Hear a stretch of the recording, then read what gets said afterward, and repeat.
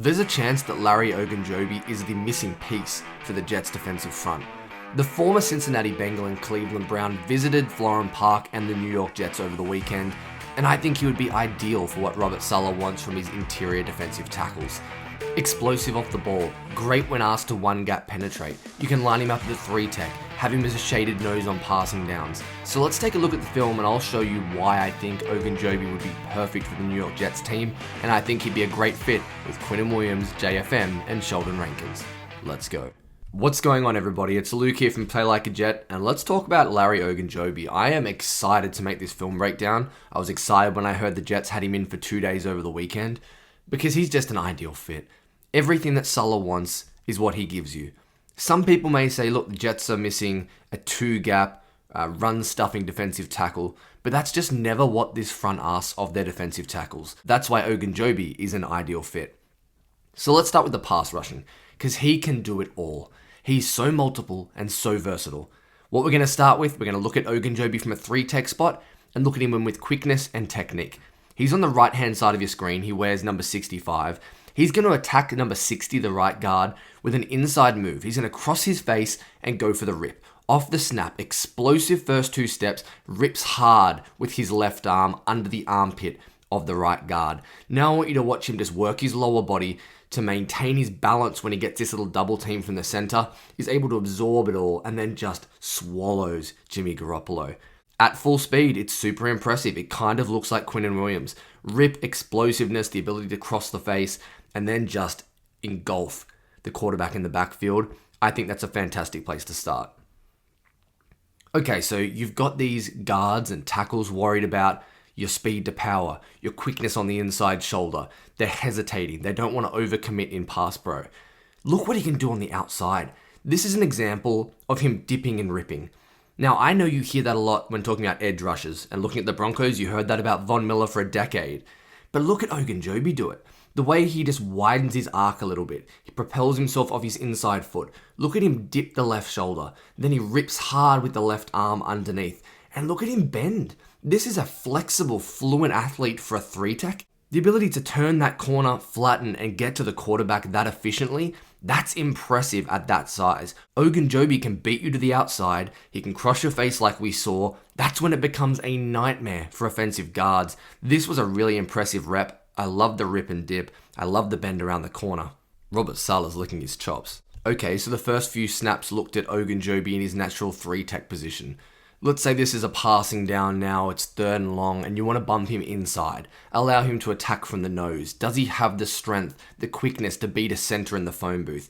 This was such an impressive rep. I just want you to watch the continual working of his hands and the ability to overwhelm the center. Breaking it down a little further, he does a great job initially fighting off the right hand of the center. Look at him flick that out of the way. I know the goalpost is in the way, I'm sorry about that. But does a really good job defeating the hand so he can get in the chest. That's when he starts to work inside to get the displacement and ends up in Kirk Cousins' lap and affects the sack. That's what you want to see. A guy who is aggressive with his hands but also has great technique, then has the upper and lower body strength and torque. He can work his way through tight spaces in the phone booth, and Larry Ogunjobi can do that too. Just so versatile. We've seen these three first clips showcase his entire skill set from two completely different positions. He would be great in this system. What about if you want to rush three and you're in the red zone and you want to drop more guys into coverage because it's a big down and you want to play zone behind it? You use him as a contain. Okay, he's on the left-hand side of your screen. Here is a three technique again, number 65. Look at the arc he takes. That's because he's in contain. He's setting the edge. He doesn't want the quarterback leaking out and leaving the pocket. But then look at the ability to go speed to power. The extension he gets initially through that inside right arm. He wins the leverage battle. He's the low man. Look at the shoulders and the head fly back of the offensive guard. And then look at the speed to power conversion. The ability to just march him back. This is easy. This is a powerful 310-pound man. And Ogunjobi just waltzes him back into the quarterback.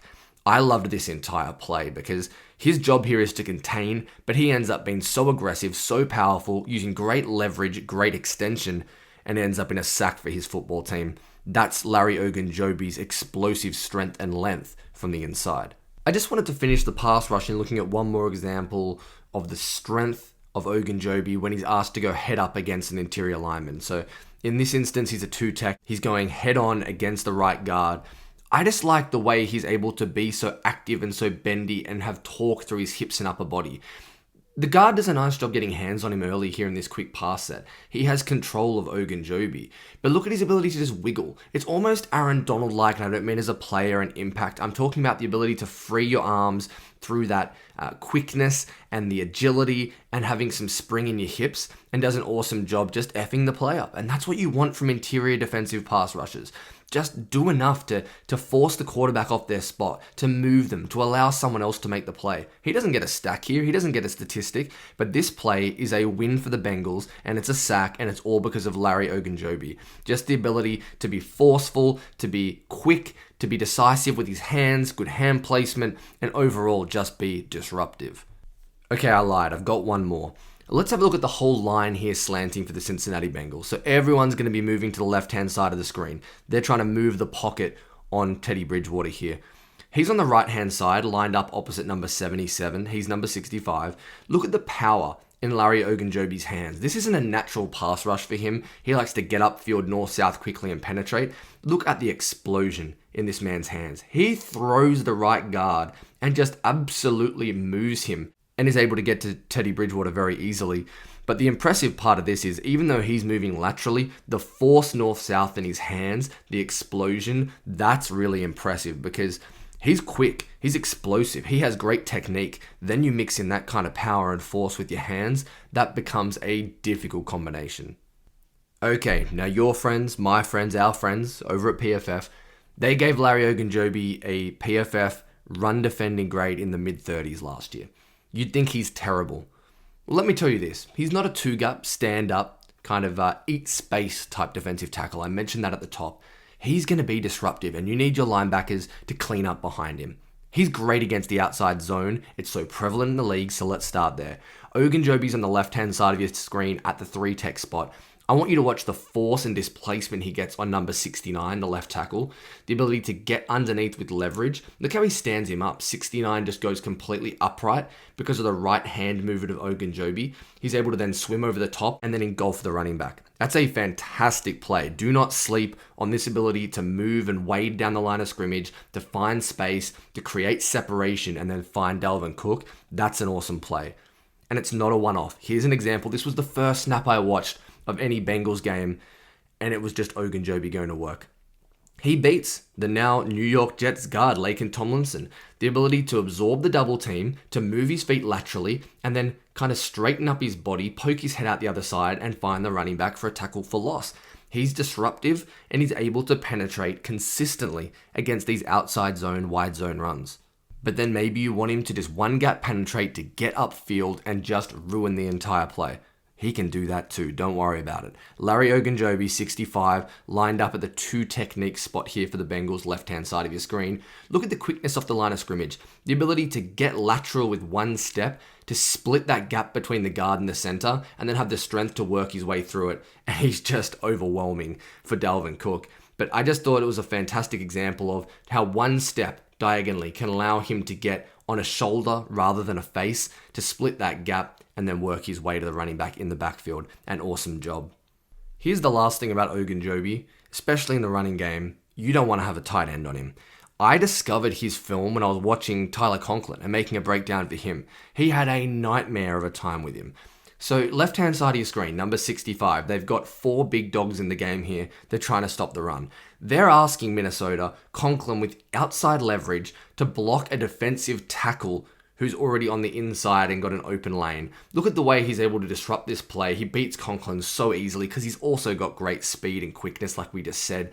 He's able to take on the fullback, and even though he doesn't make the tackle, look how this play is just destroyed because of Larry Ogunjobi. Mess the play up, destroy it, and ruin the picture of what the offense is trying to do. Don't block him with a tight end, I gotta tell you.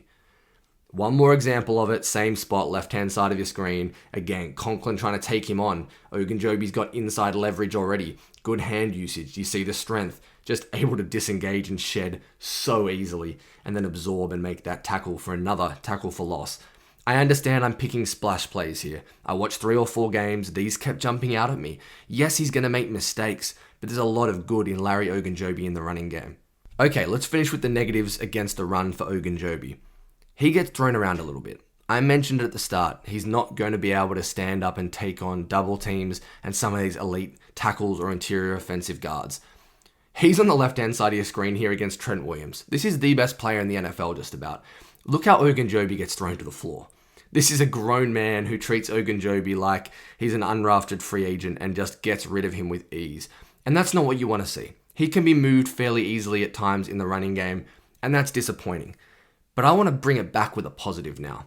Look at the strength and the grit and the determination of this man. This time Ogunjobi's on the right-hand side of your screen. You can see him, number 65. Who's opposite him? His old friend Trent Williams. They're in the same spot. He gets stood up a little bit here. I don't think he wins the leverage battle, but look how he works his base and his upper body to talk, to get out of that, and then to impact and make the tackle. It's easy after you get thrown to the ground to get a little passive, to get tentative, to get worried about being embarrassed again. He stands up and he does a great job. And then the last play, going back to the Vikings. This is when you can use the aggressiveness of Ogunjobi against him. He's one gap penetrating. He wants to shoot in the backfield and make a play. He sees the guard start to lunge. He goes for a swim move. The guard's smart. Hand goes underneath the armpit and you work him into the backfield, and out of the play you open up the lane. That's always going to be the negative of Larry Ogunjobi. You can take advantage of the aggressiveness. And we saw that last year, even with Foley Fatukasi, Quinnen Williams, Sheldon Rankins. He's going to be another guy like that, but he's such a high-level player. If you get Larry Ogunjobi at this time of the year in free agency, I still think it's a huge win despite some of these deficiencies.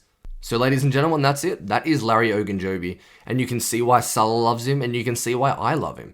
He does everything at a high level. He's versatile as a pass rusher. He can do it from multiple spots. He can win in a multitude of ways. He's good enough against the run. He's disruptive enough. The Jets bring him in. I think they've got a top 5 defensive line in the NFL. I'm not exaggerating. That's how good I think this group can be, with Larry Ogunjobi as the missing piece.